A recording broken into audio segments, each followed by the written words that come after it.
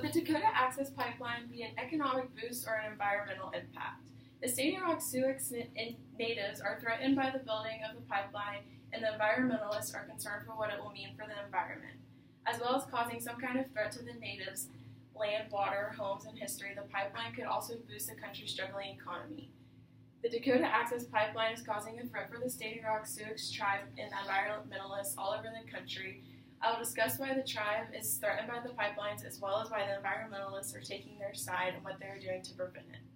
The natives are concerned for the pipeline because it starts with their historic sacred grounds and rights. Native Americans use land for religious ceremonies rather than the normal sacred spaces that we are familiar with, such as houses of worship. Houses of worship are privately owned buildings, while much of the land used in Dakota is owned by the government, so little equivalency can be made. Another large reason that they are opposing the pipeline is because they're concerned for their water source. Although the pipeline is not planned to be directly on the native reservation, it would still affect it. Should it leak into their only water supply, it would poison their water. Water is religiously significant to tribes located in North Dakota. Their prayers prioritize water and nature. One Locato prayer translates into water of life, water of health.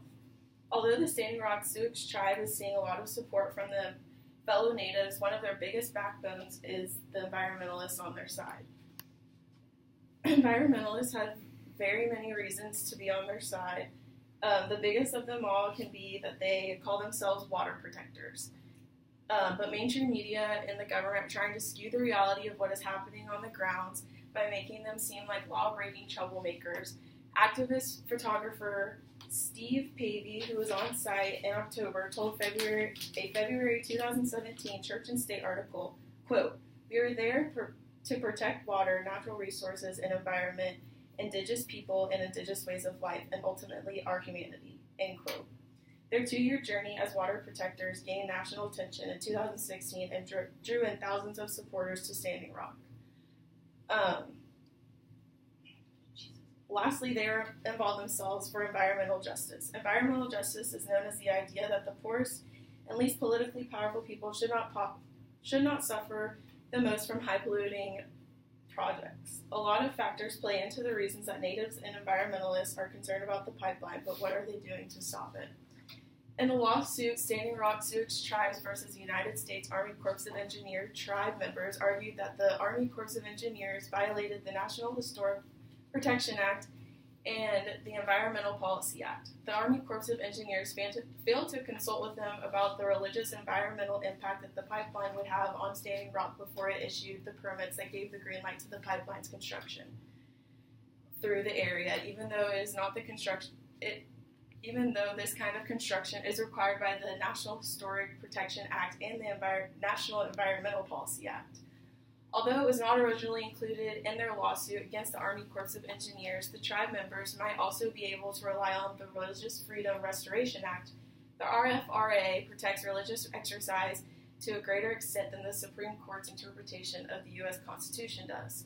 The RFRA prohibits the government from substantially burdening the exercise of religion. A balance for needs and rights is what is in conflict, and that is a challenge. The Dakota Access Pipeline is causing all kinds of controversy, and the natives are worried about it polluting their means for living, as well as all the history that their lands hold. Environmentalists are working to help stand and support the natives to help them get what is right for them. There has been no formal ruling by the U.S. government, and the process for determining alternate routes to build the pipeline could take months.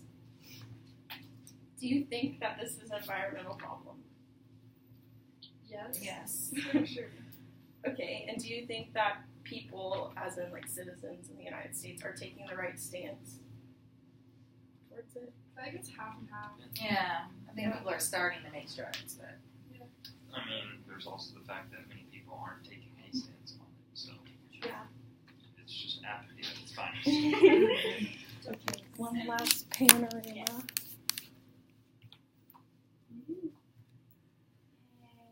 Hola.